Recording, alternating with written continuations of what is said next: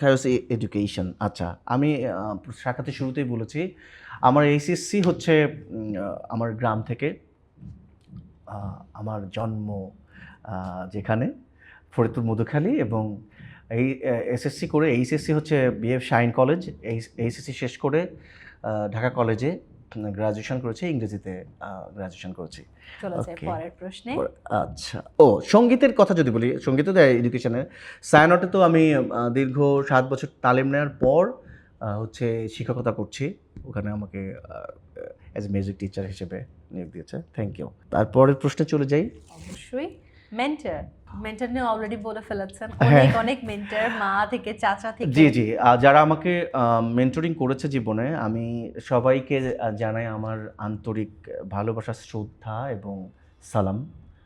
পৃথিবীর অনেক দেশেই অনেকেই রয়েছেন আমার ছোটোবেলা থেকেই আমার জীবনে অনেক অবদান রেখেছেন। আসলে সবার নাম বলা তো মানে সম্ভব নয়, তারপরেও যারা যারা করেছেন তাদের ঋণ আমি কোনোদিন শোধ করতে পারবো না। আর আমি অ্যাজ এ মেন্টর যদি থাকি, আমি অ্যাজ এ মেন্টর সম্প্রতি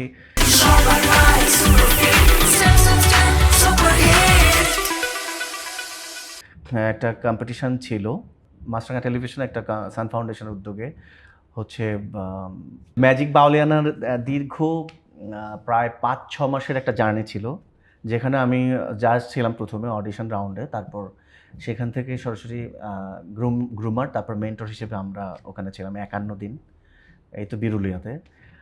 আর আরও মেন্টরিং বা গ্রুমিং করেছি, যেমন খুদে গানটা যে ছিল, আবার চ্যানেল আই সেরা কণ্ঠের জাজেস ছিলাম। ওকে, এই এবার লাস্ট কোশ্চেন হচ্ছে, ওকে দেখছি লাস্ট কোশ্চেনটা কি, সেটা হচ্ছে ফ্যামিলি। পরিবারে কে কে আছে? হ্যাঁ, পরিবারে হচ্ছে আমার মা, বাবা, বড় ভাই এবং আমার ছোট বোন। আমরা 2 ভাই 1 বোন। বড় ভাই হচ্ছে উত্তরাতেই স্কুলে জব করেন, school and college, DPS school and college. এখন নামটা চেঞ্জ হয়ে, আমি নামটা ভুলে গেছি, কিছুদিন আগে চেঞ্জ হয়েছে, যাই হোক। আর এবং ব্রিটিশ কাউন্সিলেও জব করেন খণ্ডকালীন সিলেটে। আমার ছোট বোনও ব্রিটিশ কাউন্সিলে জব ও হচ্ছে ঢাকাতে। এই দারুণ।